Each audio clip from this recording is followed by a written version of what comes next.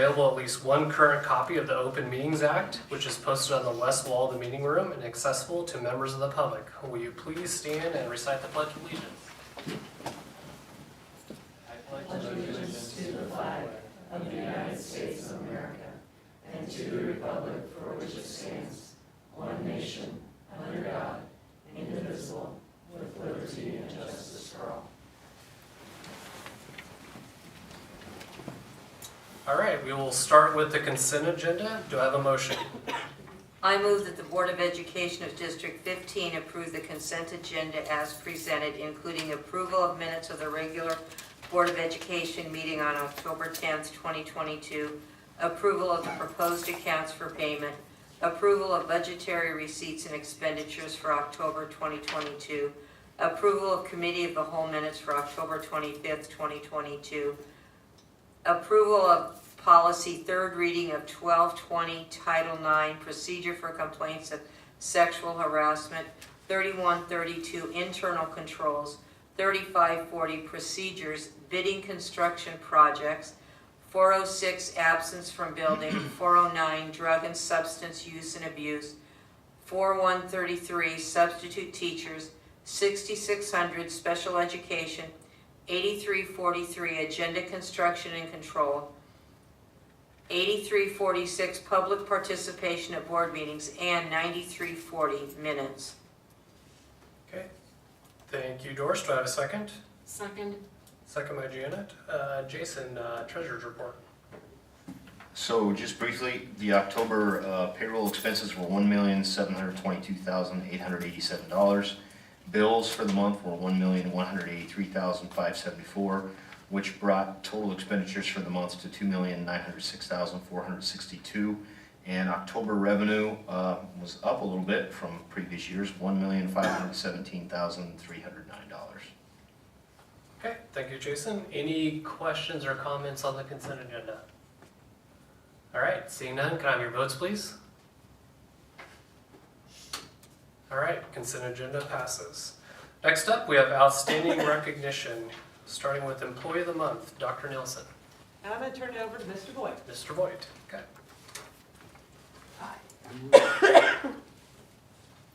Miss Emily Brumman is our November Employee of the Month. So I'm going to read from this sheet here, talk about the amazing Miss Brumman. Miss Brumman is a high school drama teacher and has been doing amazing things in our district for 5 years. She's established herself as a motivational teacher who challenges her students inside and outside of the classroom. She is a high energy from first period until late after school when she is running one-act practice or speech practice. Her energy is contagious and is one of the main reasons why students enjoy her class. She has a passion for providing students opportunities to help them continue to explore their voice. As the One Act Director, Emily has developed a program that has improved every year since she arrived. The number of students wanting to join One Act has increased dramatically. She has created an outlet for students who have a creative voice and enjoy the stage. Additionally, Emily is also in charge of the Drama Club, where she has increased participation and gained a large number of members. If one would watch her lead her classroom or interact with students on the stage, she is full of energy and life. She leads students through interactive warm-ups, she captures their attention through her passion, and she works with each child to help them find a stronger voice on the stage and in life. She is having long-term effects on each child with whom she interacts. Her positive energy is a magnet for students and is a way for her to easily engage students working within the classwork, acting on stage, or preparing for a speech contest. We would like to congratulate Miss Emily Brumman, our November Employee of the Month. We have something for you up here.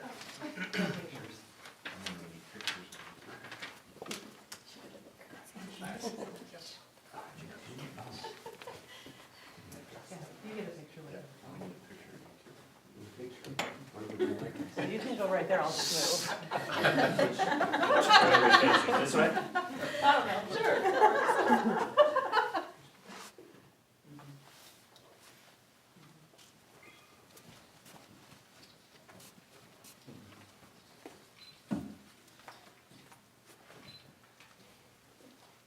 All right, congratulations, Emily. Next up, Business Friend of the Month, Mr. Alexander. I'm going to turn it over to our EHA Health Wellness Coordinator for this month, so, because it applies specifically to health. And I do the EHA Wellness all year round, not just this month. Right. But, just FYI. But I'd like to call up Dr. Mike and Amy Southwick up to the front. They are our Business Friend of the Month for November. So Southwick Chiropractic has been a huge part, and not just this year, but over many years of helping us to bring wellness to our teachers and to our students. One thing long, probably about 5-6 years ago, we were sitting there brainstorming and figuring out what can we do, because we know teachers have busy schedules, we know all of our staff have busy schedules. So I run from teaching in the morning to then run to my kids' activity, then run to this meeting or that meeting. So we need to figure out something. Well, Amy said, how about we do some cooking prep? And I'm like, oh, that's awesome. So Amy sat down and came up with ideas of ways that we could make sure that we had crock pot meals, make sure that we had smoothies that teachers could just, frozen bags that they could just pop into the mixer, blend quickly, just anything that could provide a great meal, even when they are on the run. The focus is on making sure that our staff understand that there are options besides the fast food stores. As we look at Mike, Dr. Mike, one of the things that he shares is he has a lot of knowledge about brain research and the understanding of movement and the understanding of how your brain controls a lot of things. Well, it controls everything that we do, but it also helps in our classrooms, and it helps to understand the brain so that we can get our kids focused on what we need to be focused on. So you're always willing to share your knowledge. You're always willing to share your expertise. You're always willing to help out staff members who say, hey, I need help. Do you have any ideas? And we are grateful for that. They recently assisted the district with monetary support when needed. We had our Meet Your Cousins PLC, and they helped provide some professional learning for our teachers about ways that we can de-stress, because we know that stress affects the body in some very negative ways. And so, as Mike called it, stress kills. Stress is not a good thing. And so how do we handle stress, and how do we find that happy medium? Because we need to make sure we have that. And so he is continuing to provide our Wellness Wednesday webinars that we send out to our staff to continue our EHA opportunity this month. But they've been a very active part in the wellness of Beatrice and the wellness of our school district, and we just want to say thank you. Thank you.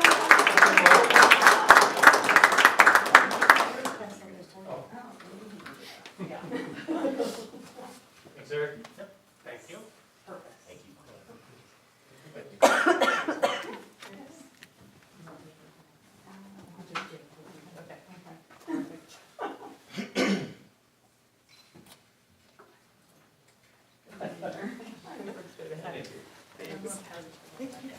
All right, thank you, Mike and Amy.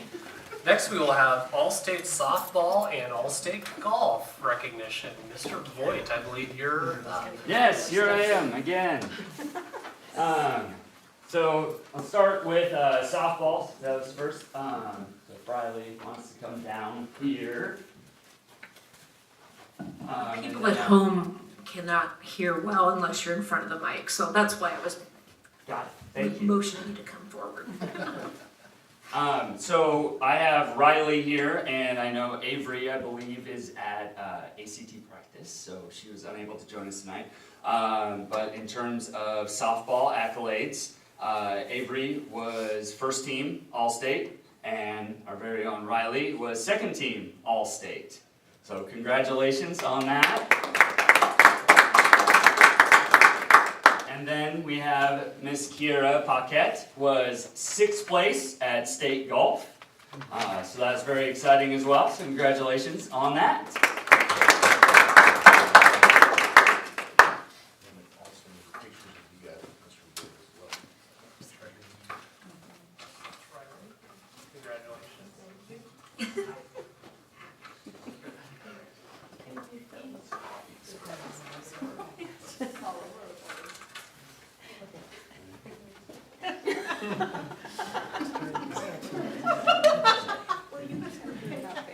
Sure.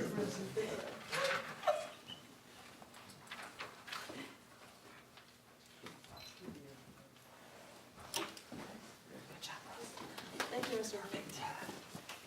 All right, congratulations, Avery, Riley, and Kira. We will now move on to the information portion of the meeting and let Riley get seated and start with Riley, student update. Alright. The preschool wrapped up their first reporting period for Gold, and they have an upcoming breakfast with Santa on Saturday, December 3rd. I think I went to that last year and it was very cool, very fun experience with the little kids.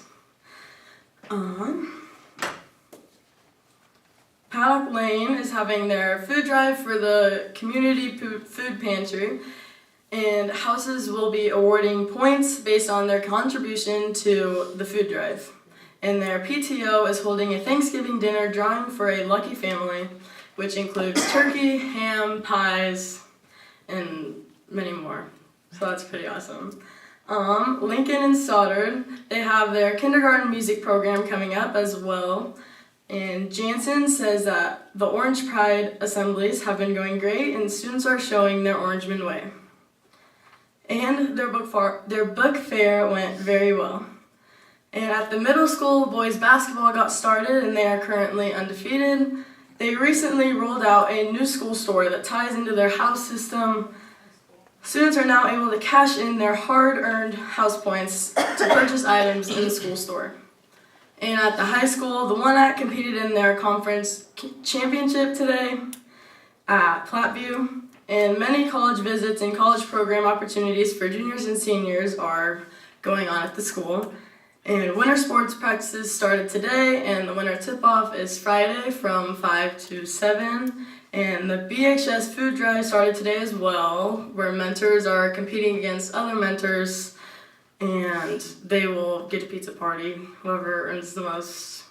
And then No Shave November, which is run by Student Council, that competition is underway. All right, thank you, Riley. Next up, board reports. Start with committee of the whole. Doris.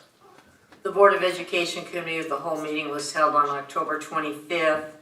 The strategic plan site updates continued with Mrs. Timmerman highlighting the following components of the site plan at the preschool: safety and security, social emotional learning, and staff.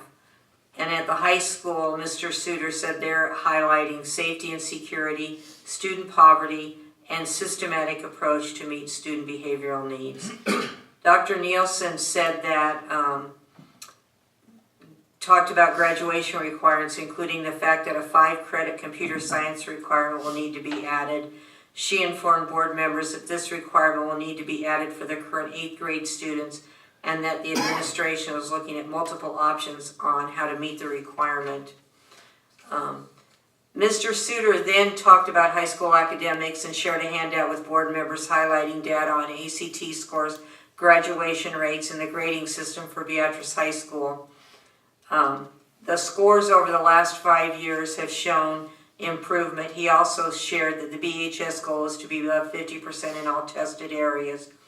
Mr. Alexander added that academics will always be the highest priority for the district students, and the next part of this academic discussion will be continued in November.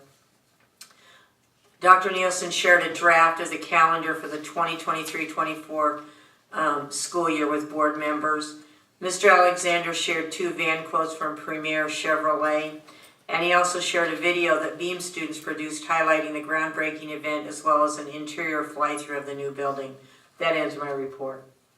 Okay, thank you, Doris. Stance report, Mr. Alexander. Okay, so basically in the stance world, on October 27th, we had a meeting where we had a governor candidate forum with Regent Pillen attending, now Governor Pillen, will be in January. And we also had Legislative Senator Carol Blood, who spent the morning with us talking about their different ideas if elected governor and what we could expect from them as an education community. So those were very good meetings to have prior to the upcoming election.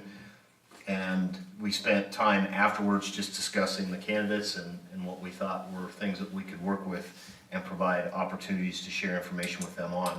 November 10th, last week, we had a legislative candidate review meeting for Stance, where after the elections, we reviewed everyone that got elected in the different legislative positions and talked about all the things that come along with that. We also had, as part of the president-elect of the Stance organization, you're automatically on the Nebraska Education Coalition, which is basically a group of individuals that get together to discuss legislative policy and all the things that are happening. So there's a lot of discussion right now about what possible legislative proposals will take place in the coming session and from which governors, or from which senators, and then how that will be impacted by the governor, the new governor. So there's just a lot of things to talk about, and we spent about an hour talking organizationally about how to be ready to respond to anything that might come our way legislatively. So those actually 3 meetings have all taken place since our last board meeting, and we look forward to meeting again, not next week, but the week after. So. Okay, thank you, Jason. Next up is opportunity for public forum citizens request. I did not receive any requests for comment, so we will move on to the discussion portion, which the first item is superintendent evaluation, which is me. So I believe everybody had the chance to pick up and review, or at least I hope you had time to review the evaluation for Mr. Alexander. And I will just kind of go over some highlights here. What I would ask is, after we do review some of this information, is if there is a need for comment amongst the board, that we do go into executive session at that time. But we'll kind of go from that point there. We utilized the Nebraska Association of School Boards survey again this year, evaluation. I did have a conversation with a representative from them just to kind of review this, being this is the first time I've been through this as the board president, and I think everything went well there. Just to highlight, and what I'm going to do is highlight a few of the items from the executive summary that was sent, so kind of the smaller section of this. I'm not going to go over every single standard and exactly what the score was, but I will, as far as for the public to understand, is everything was rated on a 6-point scale. So, you know, from a 1 to a 6, 1 being poor, I guess, 6 being excellent. When we looked at, just as far as executive summary, some of the highest board scoring standard was the budget planning and management, and then Mr. Alexander scored himself the highest on policy, budget planning, and management. So basically the same thing. So I think when I look at these, I look for what are our blind spots. So what is Mr. Alexander rating himself versus what the board is, and really no significant areas of difference there. The lowest board scoring standard was in educational leadership, and then Mr. Alexander scored himself the lowest in professional leadership. So within this process, Mr. Alexander completes a self-evaluation, and the board completes evaluation as well. Now, moving on through the standards, overall, throughout the entire evaluation, everything from what the board rated versus what Mr. Alexander rated was definitely an increase from last year. So this is now, is this the second year? I can't remember, John, have we done this 3 years now with the NASB? So they give us 2 years of data here. There was an increase as far as the board's rating of Mr. Alexander through every standard. And just to highlight a few of the areas, kind of going through each of the standards. So the first one is mission, vision, and goals. And really what I'm going to do is just kind of give some comments that the board gave, and then areas of growth, and then go from there. So positive comments: Jason maintains continuous communication with his administrators, staff, and board to ensure he's aware of the progress and performance of plans, goals, and policies that he has instituted. I think the other piece on this has been the strategic planning process that we've gone through over the past year and a half has definitely, in my opinion, been a positive for the district. And as everybody's been hearing updates from the building principals, giving updates around that, so it's definitely a working document. So I think that's been a positive going forward. Board suggestions for growth within this standard. Again, there's always room for improvement when it comes to involving the board and the community more. Continue to look for ways to involve the community and avenues to communicate. Continue to promote the district's long-term plans and get community members, stakeholders involvement. So again, this comes down to communication. I think everybody can agree that we all can communicate better. So just how do we find those avenues? As we move forward to the next standard, which is policy. Again, here we definitely saw an increase from previous year.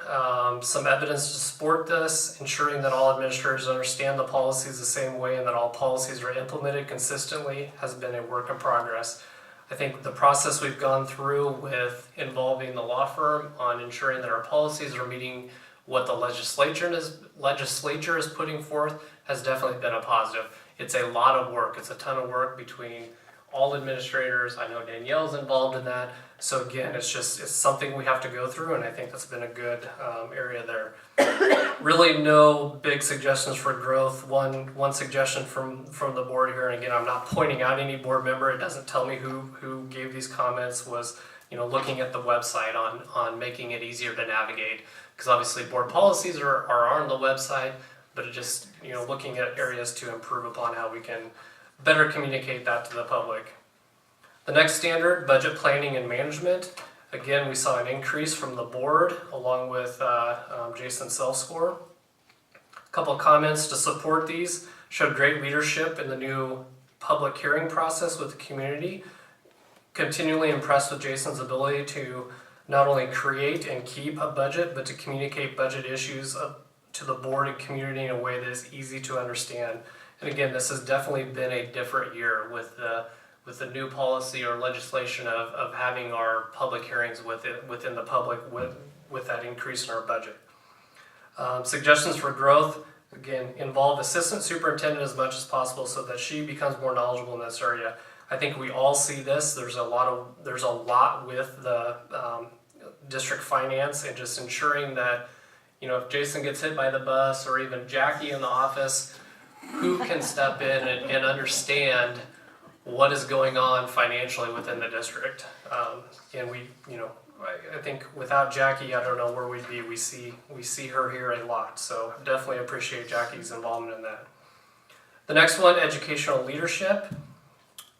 This was actually, really, we did increase as far as a board, as far as how we scored that from last year, but this is probably the lowest standard across the entire evaluation. Evidence to support scores. Mr. Alexander always has our students' best interests and levels of achievement foremost as mind, from ensuring we have a diverse curriculum that meets the interests of all our students to ensuring we have the financial resources for those programs. And I think board suggestions for growth: continue finding ways to offer students classes that suit their needs, interests, schedules, continue to provide the board updates on curriculum standards and goals of the districts for improvement. Again, over the past 2 years, it's really been a difficult time. We've gone from COVID, now we're working on building, but again, the reason we're here is for educating our students. So continue to look for more information. How can we improve our test scores? How can we improve our curriculum standards and so forth? The next one, organizational and cultural leadership. Again, we saw an increase from the board here. Evidence to support these. Effective team-oriented leader. Jason excels in leadership and staff engagement. He has always worked hard to provide a safe and secure working environment while giving it a sense of family closeness. Jason has built an outstanding leadership team within the district, and he supports that team. And I would echo those comments as well. Suggestions for growth. There's always room for growth in this for everyone. Continue to encourage and build our other administrators to effectively lead as well. So we move on to community relations. Again, we saw an increase from last year. Evidence to support this: Jason has a big heart for our district's kids and is regularly in attendance at district events in support of those students. Jason works very hard to engage the community and maintain positive leadership or positive relationships. Suggestions for growth: continued effort at building community partnerships and increased communication, i.e. district activity, meeting announcements, student updates, etc. to the public are always a thing that can be improved on. Again, I think that just goes back to how can we continue to improve communication and involve not only the district, but also the community as well. I think there was a lot of effort to involve the community as much as possible when we were going through, for example, the building meetings. Plenty of opportunity for community to come and hear and listen and be heard. And so I think that was a good thing that he created those opportunities, but just look to continue to create those as we move forward. Professional leadership, again, we saw an increase here. Evidence to support this. The superintendent excels at addressing concerns and opinions with respect. He is very detailed with his studies and research. The board has always offered opportunities for continuing education and conferences, and Jason attends those conferences and work-related activities that make sense for him. I think along this as well, just his involvement in the stands, I think is important too, just as a district, to make sure our voice is heard at the state level and at the legislature level as well. Suggestions for growth. There's always room for growth in expanding your research and current evidence-based practices for teaching and learning. Take time to celebrate the victories and try not to focus on the defeats. Push the board to seek out educational development. The next standard, board superintendent relations. Again, we saw an increase from last year. Evidence to support this. He cares about ensuring that each of us has a positive experience as board members, even when it's out of his hands, and is respectful of each of us with all of our differing opinions. He believes that by working together, we can improve the district to be among the best in the nation. And I think we hear that quite often when, looking at student first is a lot of the discussion that we have. Suggestions for growth. There's always room for improvement when it comes to keeping all the board members informed and consistently open to communication. Continue to keep good working relationship with the board. So again, it just kind of goes back to that communication side of things. So that was all of the different standards that as a board and Mr. Alexander rated himself on. Now with this process I did have myself and then I invited Jana too, and we reviewed this with Jason last week, I believe it was. And I think one of the important things that I would like to see from Jason is definitely to have some goals in place that we can discuss or at least present here to the board. And then not only just putting these goals in place, but then giving us quarterly updates on how we're meeting those goals. So I don't know if, Jason, do you want to kind of talk through these a little bit on the goals that you've looked at? I mean, obviously we don't need to go word for word on those, but just give an update on your thoughts as far as these goals. Because again, these need to be working documents and agreed upon between the board and Jason himself. So when I was asked to come up with a couple goals, I spent some time thinking about where in my job that has so many different things that you spend your time doing, what really should the goals go back and reflect? And upon that question that I asked myself, it was really easy to go back to the strategic plan that we've created and say, in that strategic plan, there's 4 to 5 goals that the district has set for itself that really should reflect what my focus is on throughout that time period. So the goals that I set tied specifically to the strategic plan, and obviously with strategic plan number 1 being that we will design, develop, and implement new and existing buildings and technology infrastructure that are adaptable to new curriculum and instruction and involving needs of individuals and communities. That goal attaches itself very well to what we're doing with the new PK5 elementary. So as I thought about that and what the goal description would be in relationship to that, came up with some objective descriptions and then some assessment metrics for 22-23. Those assessment metrics can be added to at any particular time that something else needs to be accomplished during that time period and then reported back to you on. So I set some of those assessment metrics at this point that will carry over into 23-24 as well. So that was goal number 1. The second goal revolved around strategic plan number 3, recruiting, hiring, and retaining high quality staff. So the goal there is very clear in relationship to the strategic plan. So I tried to come up with some objective descriptions into what role I play in that and how we can continue to make that happen here at Beatrice Public Schools.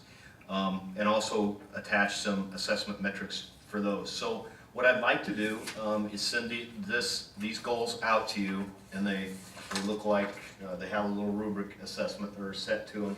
Send these out to you, and then in the next couple weeks before the evaluation is finalized, take any feedback that you might have for me as board members and attach it in there in those two goals to talk about and make sure that the assessment metric meets what you see for the superintendent as well, and then come together on that and make sure it all aligns with what we're after.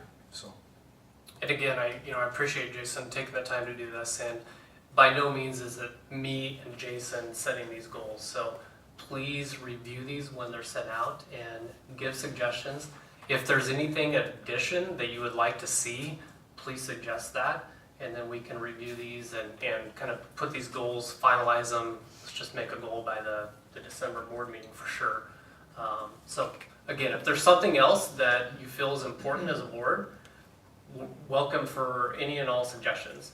I just really felt that this year, especially, I wanted to make sure we had something in place, something that we could evaluate, measure, and track throughout the entire year, so we just had a good understanding of where we're going. Any questions, comments? Does anybody feel that they would like to discuss in executive session? I'd just like to say I think the survey was very well done and very accurate. Thank you. Anybody else? All right. So do we need to make a motion to accept this? That will come in December. December, okay. Tonight's the first night you see it, and then the motion is Okay. made in December. So. All right, we will move on to the action portion. First up is approval of van purchase. Do I have a motion? I move that the Board of Education of District 15 approve the purchase of a van for up to $51,000. Okay, I have a motion. I have a second. Second. Second by Aaron. Mr. Alexander. Just a brief update on this. As discussed in the October committee of the whole meeting, we procured 2 van quotes, and I did tell you in October, I said I would do whatever you liked in terms of ordering 1 or 2, but thinking back to that, if I can pull that back just a little bit, because of the way the world is right now, it might be better if we just order 1 right now and get it coming, because it's going to take, we probably won't see it until school starts next year. But then as we get further into spring and see what happens with all the different variables that we're faced with right now in our world, it might be better to wait, and maybe the prices could come down a little bit, or hopefully they'll go up, but that could happen too. So, but again, this would be paid for utilizing one of two things that we were very fortunate to have happen, and that was that we did get our insurance claim back on vehicles, and we also received a grant from the Thomas Foundation for the purchase of vehicles as a result of that hail damage. So we will be using those funds to pay for this vehicle. Okay, thank you. Any questions, comments? All right, seeing none, I'll take your votes, please. And motion passes. All right, next up, approval of proposal for replacement unit for Beatrice Middle School Library. Do I have a motion? I move that the Board of Education of District 15 approve the Johnson Controls proposal for replacing the Beatrice Middle School unit for an approximate cost of $53,439.51, utilizing ESSER's 2 funds. Second. Okay, we have a motion and we have a second. Mr. Alexander. So just as a quick reminder, right towards the end of the heat, we probably had a week left in the heat spell of summer. The unit at the middle school that cools the library, cools the library, went down on us, irreparable. So we have to get another one. We did do a Sourcewell bidding package on that, and it came back that Johnson Controls won that with a bid unit cost of $53,439 and some change. So we will be recommending the usage of ESSER's 2 funding that we received to pay for this unit, which comes in very handy. And we'll move forward with that if the board so approves.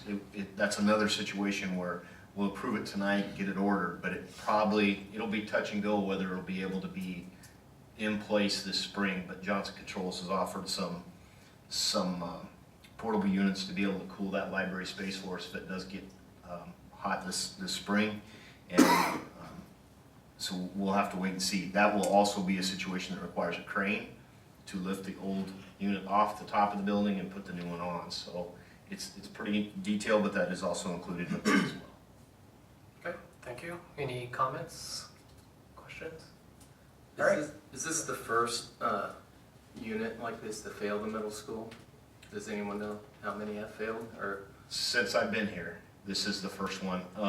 We're in the process right now along with it of, we have several units on the middle school in this building especially, and then the Paddock Lane, Lincoln, and Stoddard that were victims of the hailstorm as well. So we could see more, and we are in the process of working through with insurance adjusters on getting all of that taken care of. But as far as the middle school, this is the first one that I'm aware of. Okay, thank you. Can I have your votes, please? All right, that is approved. Next up, administrator's report. I believe we are starting with Mrs. Timmerman, preschool update. I think it's funny, Mrs. Turner, I miss Missy. It's really weird to hear that all the time.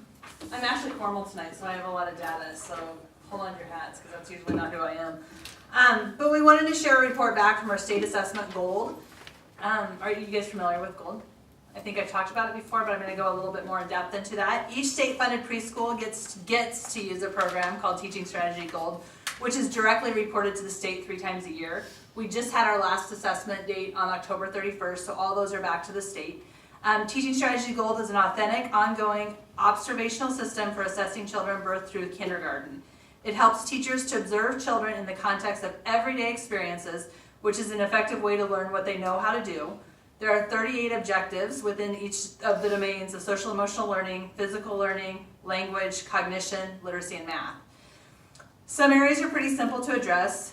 Jason used it in one of our ATM, like cutting on a line. I mean, we just break it down, can your kid cut or not? Recognizing sets of 5. Matching beginning sounds with words, extending patterns, while others are more complex, such as initiating the sharing of materials, suggesting a solution to a problem, or recognizing someone's feelings and what do you do with it. However, it is our job to do all of this while playing and helping each of our students grow. The strategic plans that I'm going to address tonight include Strategy 2, incorporating social emotional learning, which you've heard me talk before is huge in my world. Strategy 4, Action Plan 2, develop and implementing plans to maximize data-driven instruction to meet the diverse academic needs of students. And Strategy 4, Action Plan 3, develop and implement plans to maximize enrichment opportunities to meet the diverse academic needs of students. Many people think that preschool is just preschool.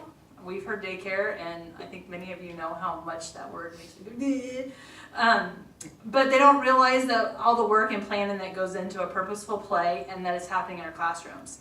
Through PLC, the preschool teachers have taken 38 learning objectives and broken them down into a pacing guide for them to teach and to learn. And each week they pick 3 to focus on, which become the learning targets in which our teachers teach to those targets. Our targets are mostly based on literacy, math, and social emotional learning, but sometimes we have other areas that we know we need to get into our cycle of learning. Teachers then structure their purposeful play activities as well as their small group instruction onto those targets. The cool thing is each week then staff is bringing data to PLC about those targets in which they're learning. So it's really, I say fun, that'd be fun for Jackie, but to see the staff looking at that data and say, what are we going to do with those numbers? So they bring that back and then they say, where are our students at? What have they done? What can we continue to do? Or how do we help those kids that aren't meeting what we do? The exciting thing that happened is this huge amount of collaboration and celebration when teaching through those targets.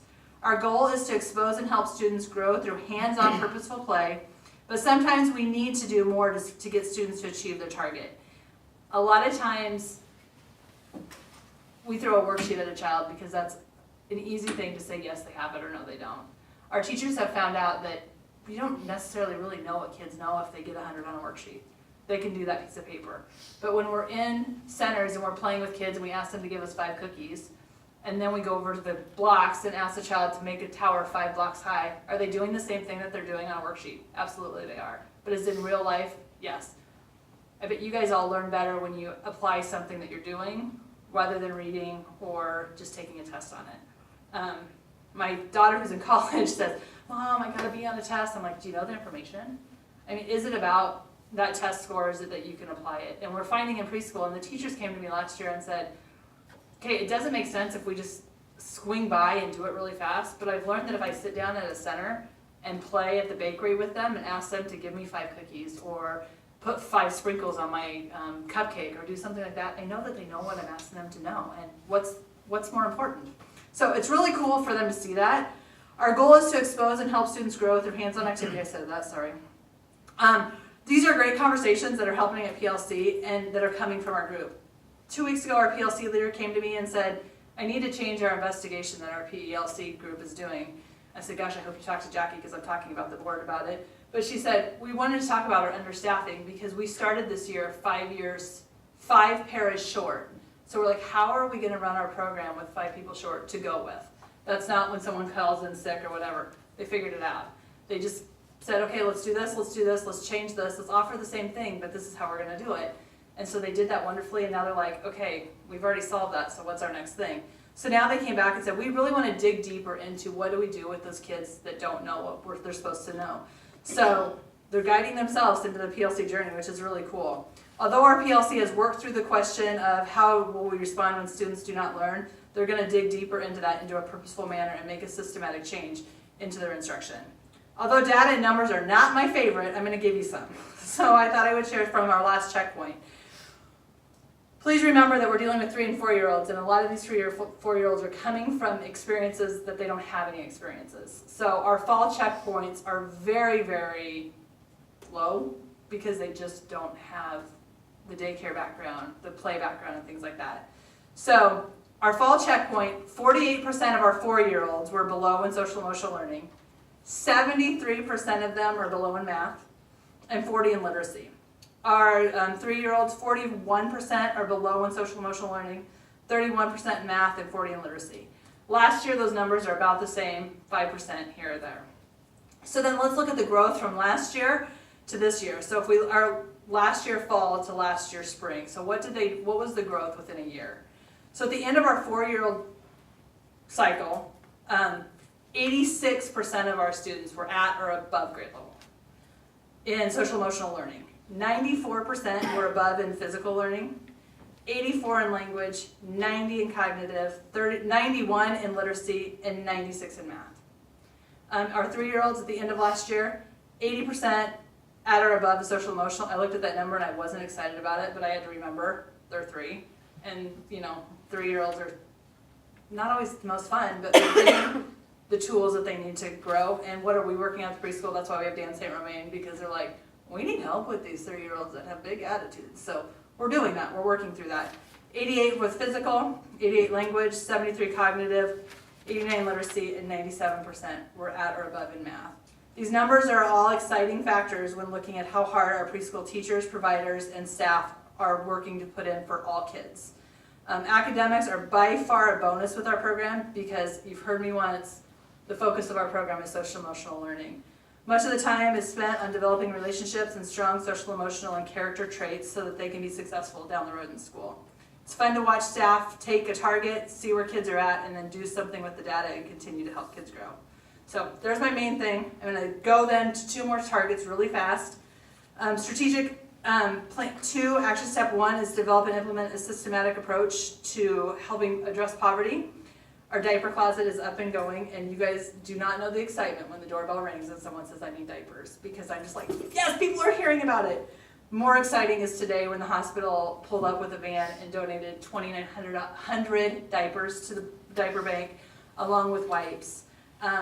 Huge thank you to the Cutting Edge, Anytime Fitness, Twin Rivers, Beatrice Community Hospital, Random Act of Kindness Group gave us money, and the Sterling family gave us a generous donation for our diaper bank.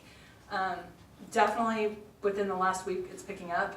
That word of mouth needs to be there, but people are so appreciative, and every single one of them says, we will not take advantage of this, we just really needed help this month. So really cool, and to have the pamphlets of organizations such as Willow Tree, Head Start, Healthy Families, Sixpence, all different areas, things that people can get help if they need it, that's what we want to become. So that was cool. And a quick data I have to share with Sixpence, so if you guys want this nice little pamphlet that they gave me at our last thing, I can share this with you somehow, I don't know, we can scan it or something. Just some quick data points from Sixpence. 54% of our Sixpence families do not have a high school diploma.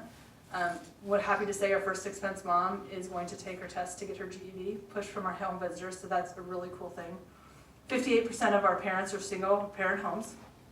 78% of our parents have a stressor with substance abuse, which we're just seeing that continue to grow. So we're working with some area counselors to how do we get parents just to know it's okay to struggle. But when I'm struggling, I don't reach for a substance, maybe I reach for Diet Coke or go for a walk or take a deep breath, so giving them those tips that they need. 33% have witnessed violence within their home in that week. 22% of our parents are incarcerated. 78% of our families say that they read to their children 3 times a week. 33% read daily. And we have a 100% satisfaction rate with our Sixpence families. One family said, I love how my home visitor is really supportive, not just for the kids, but for my whole family. So lots going on at the preschool, lots of cool programs that you guys have let us run, and I know I talk more than I usually do, but there's some really cool things that you need to hear how awesome and in-depth they are in our program. So, what kind of questions you have for me? It was long for me, I'm very sorry. I would just say that we appreciate your connection to the strategic plan, especially in the preschool, that does come with that that idea that it's daycare or structure around play. And that is far from the truth. From my perspective as a former elementary principal, I got to witness the gold in action when teachers would actually be assessing students' actions, whether they could cut on a line or not, and then recording that and how many times they had to reteach that. So it's very similar academically. The GOLD program is to what we do K-12 with priority standards. So that's very, very good. And I think the diaper drive program is just another example of Beatrice Public Schools leading the way in our community to make sure that we are providing people with help that they need and social wellness, emotional support, or financial support if we can help in any way, shape, or form. So. And the awesome thing is Great we're job. trying to do a 52-week drive, so fill 52 weeks of people donating to the diaper closet, and I have full through February, so people willing to say, hey, we're willing to help out is really, really, really cool for Beatrice. So we live in a pretty cool town. If people just really look at those neighbors that are willing to help us, there are some great things happening. Thanks, guys. Thank you. Thank you. Next up, Superintendent Report, Mr. Alexander. Okay, so first of all, just a few brief announcements. Congratulations to Doris and Eric, new board members Bren Petrosky and Charles Reed Sill. We look forward to you joining the board in January. We'll have recognition at the December meeting for Aaron and John, and we want to thank you for your service, so please make sure you're there in December. I know you will be. The November Committee of the Whole meeting is November 29th. Just as a reminder for that, that's an academic discussion part 2 that we'll be carrying on. And also want to give you a quick computer science update. We've met I think 3 times since the previous Committee of the Whole meeting with our administrative team members from the middle school and high school, and feel pretty good about a plan that we have put together to talk to you about at that Committee of the Whole meeting. So we look forward to that. We did let's see, I'll first give you, we did have an opportunity to interview, because of our increased kindergarten numbers, we had the opportunity which we're now at between 24 and 25, and we could anticipate more coming in the coming months. We had the opportunity to interview a student teacher that will be graduating at semester. And because we did not apply our instructional coach monies from ESSERS to an instructional coach, we decided that it was in our best interest to try and hire that student teacher for the second semester to relieve some of that stress that we know our kindergarten teachers have communicated to us, we've met on, we've listened to, and believe that's a good place for us to put that money. So we did have the opportunity to interview a very good candidate. We were excited to have her join us at Christmas time at the conclusion of her student teaching, and she was ecstatic about the opportunity to join us here at Beatrice. So she's currently student teaching at Norris, and we're glad that that ESSER2 funding is there to be able to help us use it at a time where we desperately needed it. Quick construction update. The import that was needed to be put in the hole to support the footings of the building is all in, and now we just get to hurry up and wait and watch dirt settle. So it'll be a few weeks as we monitor that settling process. The goal is still possibly, as long as weather cooperates, to be able to pour footings in November, so we'll just wait and see how that comes out. We are continuing with monitoring bid packages that have been sent out and coming in, and we'll keep you updated on that. Our goal is to have information to you at the committee of the whole meeting in November as well, in terms of the finance package and how that's all coming together as we speak. A little bit of other news for you.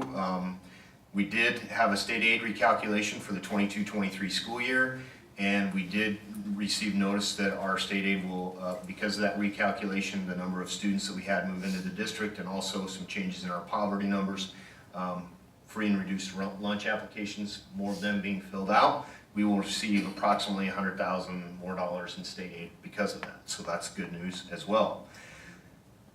In keeping with strategic plan number 3, recruiting, retaining, and developing high-quality staff, just a bit of statistics for you. This semester, our substitute fill rate, because there have been, and when I say substitutes, I mean classified paraeducator and certified staff fill rates, have averaged only between 58 to 67% fill rates on any given day. What that is telling us is and it's no secret, there's a tremendous shortage in the substitute field. And what's happening when that happens is that our teachers are having to take extra students or cover classes, and students are having maybe to report to different classes than they normally would, and teachers are having to come cover that. It's been a stressful situation for our staff, and I think in alignment with strategy number 3, it would be very good for us to consider what we did last year. I know other schools, Lincoln Public Schools and other schools, are talking about the Monday after Thanksgiving, giving teachers that day strictly to be able to plan and prepare themselves for the stretch between Thanksgiving and Christmas and be ready for that. So I would recommend that we do that again. We are prepared to make that announcement and give our staff that day back to be able to plan. And basically what that allows them to do is be able to enjoy their Thanksgiving vacation with their families, not having to worry about coming in over Thanksgiving, and planning gives them that day. There are some updates that we are asking administration to share, principals to share with buildings that day. And so on that morning, we would take an hour for meetings, and then the rest of the day would be for staff to utilize to plan for that. So we'll make that announcement in the very near future. I would also add that I think on the basis of the fact that our substitute teacher situation is not going to improve anytime soon, we take a look at that for the 23-24 calendar and ask ourselves if we want to just build that in, so we're not making that announcement at the November board meeting every time as well. So I think with that, if there's no further, one other thing, new board member orientation. We are organizing new board member orientation here on site with our new board members, and then also looking at attending one of the conference dates that have been provided to us by the Nebraska Association of School Boards. So that is in the works. Questions? I have 2 questions. Do we need to vote, or if we deviate from the school calendar that we voted on before, do we need to vote again to give that day off? We don't have to if it's a date that I can call off. There was another question about. Oh, I know, my question is about, is this additional kindergarten teacher going to be kept? Or do we have some plans in place? So, because the last couple of years, we've had really low enrollment in March, which didn't indicate a sixth teacher, but both years we needed that sixth teacher. So are we gonna have some different plans this year so we don't once again face not having enough teachers? Very good question, and for just a little bit of elaboration, we did, in March, we had 105 students, we had 105 through April, and 5 sections we thought would be a doable number, especially if we put paraeducators in each one of the kindergarten teachers' classrooms. That's what the kindergarten teachers supported as well, but as we got into July, we had an explosion, so to speak, of student enrollment across the district and hit the kindergarten classrooms very hard. So in answer to your question, I would say, I think we're probably, on the basis of enrollment projections for next year, what we know about the preschool enrollment and what we experienced this year, I think it would be good planning for us to just plan on having 6 sections next year for kindergarten as well. And hopefully this teacher stays and will be willing to fill that spot for us. That's a great idea.